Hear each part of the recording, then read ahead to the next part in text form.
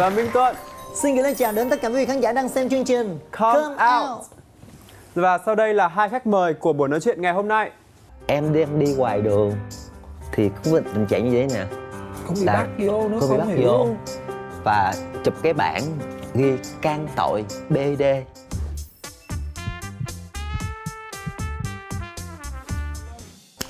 Xin mời hai em.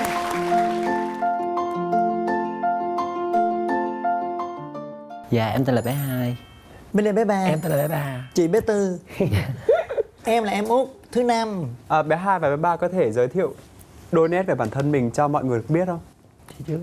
Dạ em tên là bé Hai, năm nay là 31 tuổi và đang sinh sống tại quận 4. Và buổi tối thì em buôn bán gà bó xôi và em đi hát thêm. Tên thật của bé em Hai là là gì? Nguyễn Văn Ngà. Còn em là Nguyễn Văn Châu, biệt danh là bé Ba. Cuộc sống của em buôn bán là bánh tráng ở quận 4. Bánh rán Doraemon. Dạ. Còn em là bé Tư, 25 tuổi. Trẻ. Em có bánh tiêu, có cầu bông.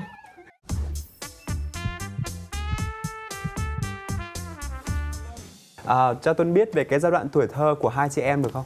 Mình cảm thấy mình khác biệt đối với những bạn khác là như thế nào? Đối với em thì khoảng năm đó là khoảng 8 tuổi. Đi ra ngoài chợ Báo Tiếu thấy một cái đám tiệc, thấy có mấy chị đó chỉ đứng chỉ hát. Thì em vô em xem, em thích quá. Thế là em trốn nhà em đi. Đi theo mấy chị đó luôn. Em Theo đi mấy chị đâu? đó luôn. Mê đó, coi rồi lôi cuốn mê, rồi cuốn đồ đi theo luôn đó. Đi theo luôn, mà đi theo mà không phải là được đi hát nữa. Chỉ được nhìn vậy thôi đó. Rồi lúc đấy bố mẹ của bé Hai Bố phản mẹ ứng em như thì nào? không có biết. Trong cái trường hợp có người hàng xóm về nói ông Sáu kìa, con ông cũng đang ngoài làm BD gì kìa ở ngoài đường á. Thế là ba em chạy với xe đạp ra có két cầm cái cây ra rồi nắm đầu em quýnh về, nhốt liền trong nhà 1 năm luôn á. Sẽ không cho em ra đường luôn. Không cho em ra đường luôn. Rồi câu chuyện tuổi thơ của bé Ba là như nào? Em thì khác với chị Hai. Em là từ nhỏ là thích trò chơi con gái không mà. Thì mẹ đặt dấu hỏi tại sao mà út nhà em lại chơi búp bê không, mà không chơi chung với con trai mà chơi chọn với con gái. Thì mẹ thấy bé Hai thì mẹ suy nghĩ ra là Em cũng giống như vậy. chắc bé Ba nó cũng giống như vậy. Găng này đánh đập chị Hai nhiều quá rồi, đến khi út lại bị như vậy nữa thì thôi ba mẹ sẽ gạt cái chuyện đó một bên. Và từ khi á, là bé Hai bị nhiều cái áp lực của gia đình. Đúng rồi. Rồi tới em thì bố mẹ Được mới ba mẹ thông ủng cảm. hộ. Nếu mà chị Hai lót đường cho em đi vậy đó. Trong những cái trận đòn roi của bố mẹ ấy, thì bé Hai cảm thấy mình đau đớn nhất là khi nào, khi bị làm gì á? Không phải là đau mà cảm thấy mình thấy có lỗi, mình thấy ấm ức trong lòng mình á. Nhiều khi mình khóc mà không biết khóc làm sao. Ở nhà em bị đau ở nhà, ra đường thì bị sao đánh em. Mọi người đánh em. Mọi người đánh em luôn. Kỳ thị đó. Kỳ thị, đúng rồi. nói em là BD, bệnh hoạn. Nó rượt Em ra. đang đi ngoài đường á, nó chọc ghẹo nó không đỡ, nó lấy cây, nó lấy cát, nó đánh, nó chọi người Em không em. hiểu sao luôn á. Em đang đi ngoài đường, người ta xé đồ, em giục hết, em chần chuồng luôn á. Về nhà thì không ai hiểu, nội ngoại thì không chấp nhận đứa cháu này. Ba mẹ thì đánh, bế tắc rồi thì em quyết định em đi thôi. Là em trốn nhà em đi. Em tự tử trước. Là một câu chuyện Là một cái chuyện tự tử nữa. Nhưng mà thì tự tử không thành. Thì em mới bỏ gia đình em đi. Bán giấy lô tô, rồi đi hát lô tô. Lúc đấy là em bao nhiêu tuổi rồi? Nó khoảng 14, 15. Vậy lúc đấy bé Ba như thế nào? Lúc đấy em nhỏ Bé hơn mấy Ba là tuổi phải đúng đi không? hỏi tới 2-3 tuổi 2-3 rồi đi tuổi. học. Thì ở ngoài đường á thì lúc nào cũng như là một con công chúa vậy đó. Vô nhà thì lúc nào cũng khép nép. Em không được tiết lộ qua nhiều quá. Cái đó là cũng là cái niềm nỗi buồn của em. Từ nhỏ đã hiểu cảm giác của ba mẹ rồi. Giống như là mẹ đánh con thì mẹ phải khóc chứ, mẹ phải đau. Chính ba cũng vậy. Mẹ nhớ Hai quá thì mẹ lại thấy út như vậy nữa. Thì mẹ lại là không có muốn nữa, tại sợ mẹ sợ mất thêm một đứa Mất nữa. thêm một đứa con nữa đó.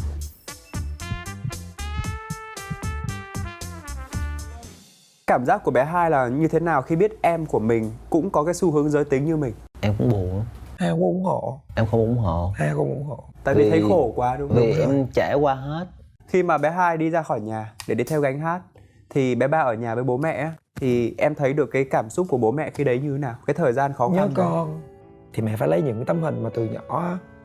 Mẹ đặt dấu hỏi là tại sao lúc hồi nhỏ là tóc ngắn mà sao bây giờ lại tóc dài. Tóc dài một chút xíu là mẹ sẽ cắt. Em cứ mẹ sẽ sợ. hình như là đầu chùa là mấy năm liền á. 4 năm. Thì đó em vừa dài là tóc nam, nhưng mà khi mà nói chung bây giờ dài nữa lại cắt tiếp. Để cái ước mơ của Cắt chị xong hai rồi nó cạo đầu, lớn phải quá. cắt xong cạo Ước đầu. mơ của chị hai là con gái lớn quá, nên là ba mẹ phải cắt cho bằng được, cắt cho bằng được. Mỗi lần cắt như vậy là cái tóc chởm chởm là bắt buộc phải đi cạo đầu. Còn quần áo thì Xé đốt, xé đập, đốt xong phấn là đập hết. mà đâu phải em mua đâu, thời đó em đâu có tiền. Đối với em nó là một tài sản. Khi mà mấy người chị ở xóm thấy em vậy đó, ẻo lả lắm, mấy người bé chị thương, chị cho cái quần cái áo cái son cái phấn về giấu. Cuộc đời em trải qua từ gia đình xã hội tới pháp luật luôn. Pháp luật. Là em đang đi ngoài đường thì có tình trạng như vậy nè, Không bị là bắt vô nữa, có bị không bắt hiểu vô. luôn. Và chụp cái bảng ghi can tội BD.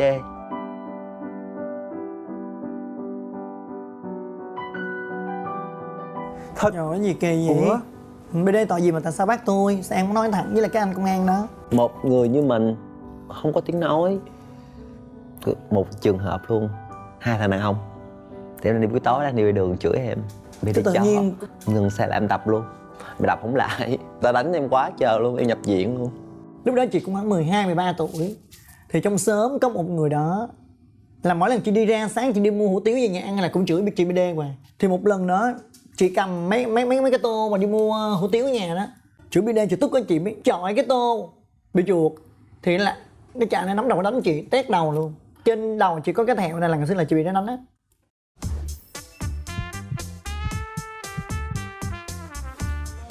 Khi mà bé hai sống xa nhà thì có những cái khó khăn gì đi theo mình trong cái giai đoạn đó? Khó khăn đó là cuộc sống mình phải tự lập, cầm cái hồ sơ đi tới chỗ nào BD không ai nhận hết á.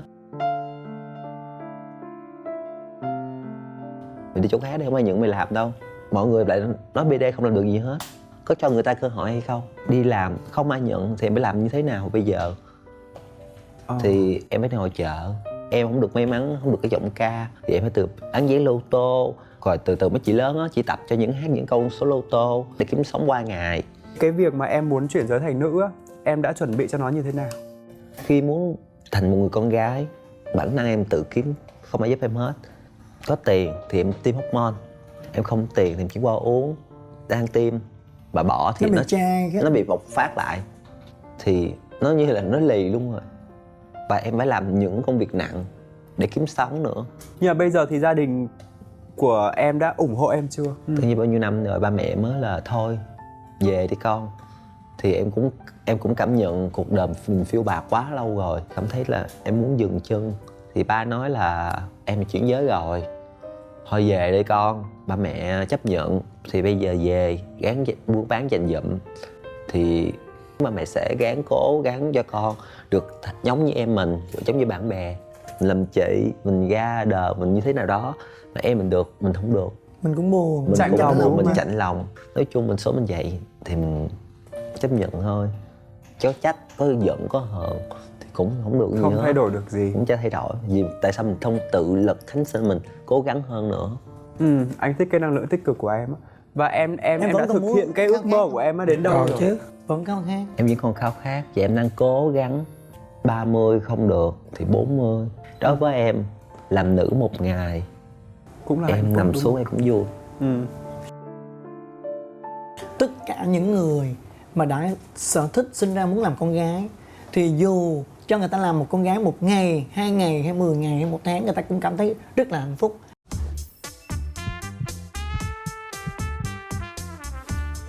Nói về cái chặng đường chuyển giới á, em thấy nhiều người phải trả giá bằng tiền bạc này, rồi bằng thời gian và cả Sức cái khỏe sự nữa. sức khỏe và sự đau đớn nữa.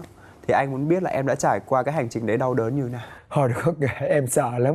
Rất sợ. Rất là sợ. Nếu mà kêu là bằng mổ em sợ lắm. Sợ thì mình sợ vậy thôi, nhưng mà thích thì mình vẫn làm. Kể như là từ lúc mà tiêm và từ lúc mà mổ đi, cái cảm giác như là nó bị đau và cái mình không tả được. Nó nhức trong người á. Nó mệt mỏi, ăn cũng không được Ăn nữa, không được nữa. uống sữa cũng không được nữa. Chị không biết ngày thứ 7 uống sữa bị tiêu chảy phải mai lại vết thương. Khổ Lên tới lắm. phòng tới tay chân bụng rụng là muốn xỉu. Trời ơi, sắc với y tá cũ là trời ơi. khủng hoảng. Nhưng khi mình muốn làm con gái, mình muốn Bất sống chấp thật tất với chính mình cả. là mình bất chấp tất cả. Mình nghĩ một điều là người ta làm được thì mình làm Mình được. sẽ làm được.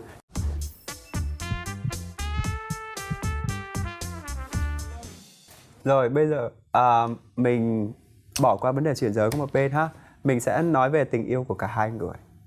Nó có như mình mong muốn không? Cả hai chị em. Nói về tình cảm thì chắc chị hai nói trước. Người yêu của em là Trinh C. Vậy đi. Anh lớn em mấy tuổi. Nói chung là em với anh đó gặp nhau trong cái trường hợp rất là bế tắc. Là hiện tại bây giờ. Dạ không, quá khứ. Là ảnh có dắt em về nhà giới thiệu ba má, bà nội ngoại. Thì mình cảm thấy rất là hạnh phúc, vui vẻ. Và em đã sống với người đó được 2 năm mấy. Cũng lâu. Coi như là giống như là mình làm dâu vậy đó. Dù không cưới hỏi gì đó, mình suy nghĩ giống như là người vợ, người phụ nữ đàng hoàng. Vẫn thấy hạnh phúc đúng không? Thấy hạnh phúc. Nhưng rồi một ngày nọ có một cuộc điện thoại gọi về nhà ảnh. Đó là người vợ cũ, một người bạn gái cũ, là người phụ nữ. Hai người đến lúc gặp nhau tự nhiên kêu em: bé Hai, hôm nay em về nhà bển ngủ đi, bên nội vô. Thì em cũng về. 5 giờ sáng em chạy qua liền. Rồi Chạy qua liền. Em có linh tính. Em linh tính, em vừa vô phòng, em nhìn lên tủ quần áo thấy một bộ đồ bộ phụ nữ. Thì cái tay em vừa để xuống cái niệm một chiếc bông nữ. Mà không phải bông Bị của rớt em. ra, bị rớt. Không phải bông của em. Em nói gì hết.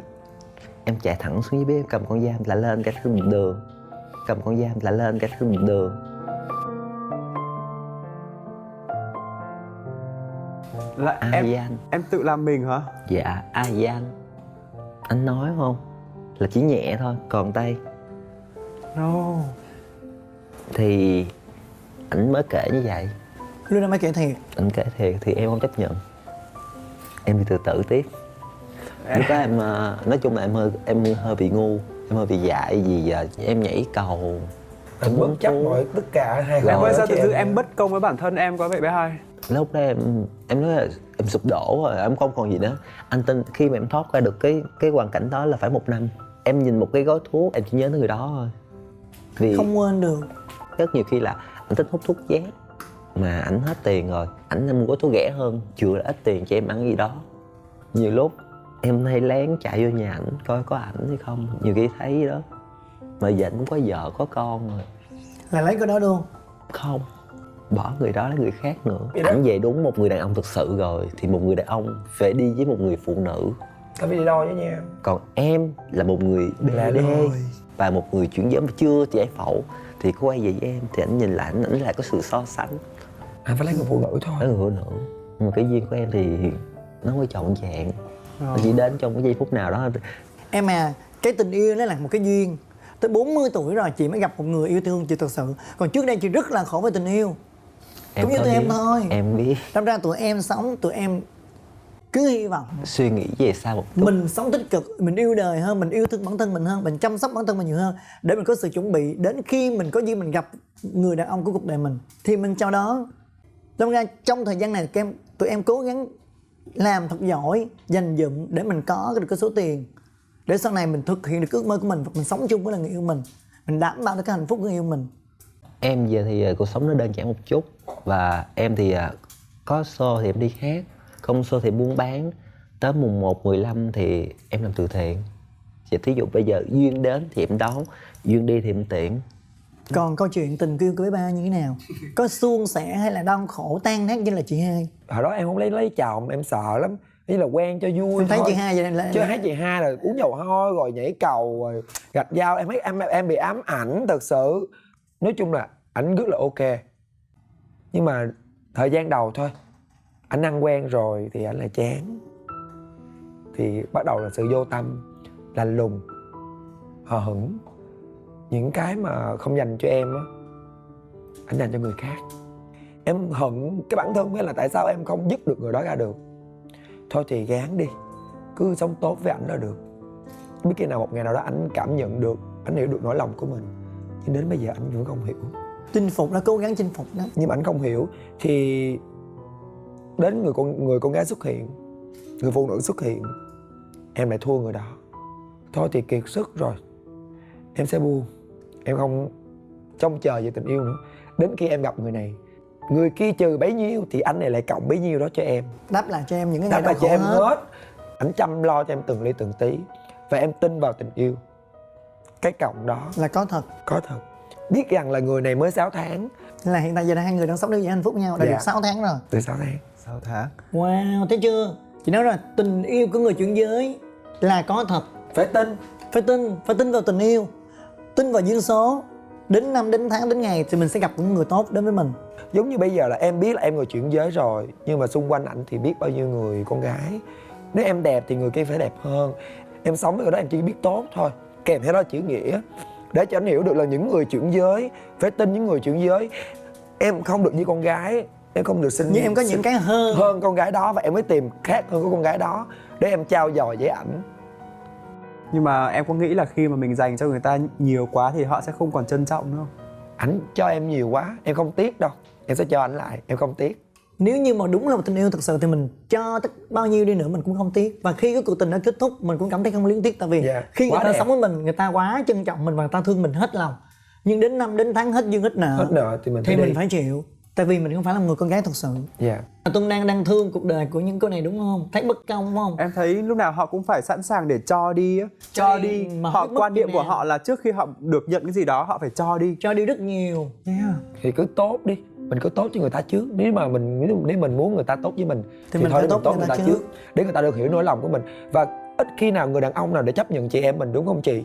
Và bây giờ quen này cũng vậy, thì thôi tao quen con gái, nó không bị áp lực gia đình, đó phải em tốt, không áp lực của xã hội, thì bắt buộc người ta phải chọn con gái thôi. Số em nó sao chổi hay sao á, em tốt với người nào cũng đi hết á. Và bây giờ em chỉ muốn một điều thôi, như là em mệt mỏi với mọi thứ rồi, em muốn điều là muốn sống thực với mình, thành một người phụ nữ.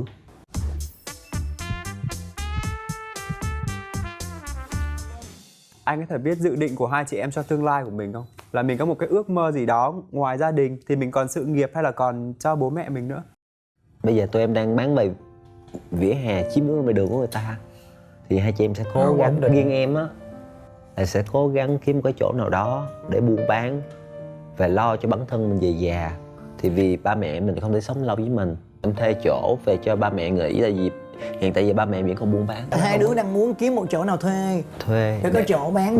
Để nó đàng hoàng hơn. Đàng hơn, tại vì em bán mưa gió, giống như em là bán gà bó xôi và xôi chiên, xôi gà. Nhưng mấy bữa nay bão nè, thời tiết đang bão, em đang vừa dọn ra bán thì em lại mưa. Nhưng mà cái mặt bằng bây giờ là khoảng bao nhiêu tiền một tháng? Em dự định vậy thôi, tại vì nhưng chị muốn hỏi là cái mặt bằng, nếu ví dụ mà thuê á, chị muốn biết là mặt bằng một tháng em thuê là bao nhiêu tiền? 15 triệu. Bé ba chứ hai chị em bán chung một chỗ hay bán sao? chung một chỗ, nhưng mà hai xe, em thì bán rán, chị hai thì bán gà bó xôi. Ý của em muốn với chị hai muốn là cho ba mẹ được khỏe hơn một chút. Hai đứa em bán á thì ngoài nắng ngoài sương ngoài gió thì cũng tội nghiệp ba mẹ. Thuê cái tiệm đó thì em mới bán, em có nhiều tiền hơn, thì em đi làm chuyển giới nó sẽ nhanh hơn. Tại chị thấy tuổi em nó cũng không phải còn trẻ nữa, thì chị sẽ giúp em cái vấn đề này. Dạ. Chị không nổi. Cảm Thật sự. Cảm ơn chị. Rồi chị có lời chia sẻ nào dành cho bé 2 và bé 3 ở trong tương lai không? Nói chung là chị nghĩ là người chuyển giới mình đang được công nhận tại Việt Nam rồi, và tình yêu đã xuất hiện, đã có thật cũng rất nhiều người. Và chị rất là mong rằng tất cả mọi người hãy dành tình yêu thương cho những người chuyển giới và xem người chuyển giới như là một người con gái bình thường. Nhắm đến không được thì đừng có đến, và đã đến rồi thì hãy yêu thương trọn vẹn, tại vì những người chuyển giới đã khổ quá nhiều rồi. Cảm ơn bé 2, bé 3 đã đến với chương trình ngày hôm nay. Và thời lượng của chương trình đã hết. Các bạn đừng quên nhấn like trang fanpage của chương trình Come Out bước ra ánh sáng và gửi thư về để tham gia chương trình nhé. Và hãy đón xem chương trình Come Out bước ra ánh sáng được phát sóng vào lúc 8 giờ sáng thứ Hai hàng tuần trên kênh YouTube của MCV Media và cổng thông tin Love TV. Bây giờ thì xin chào và hẹn gặp lại.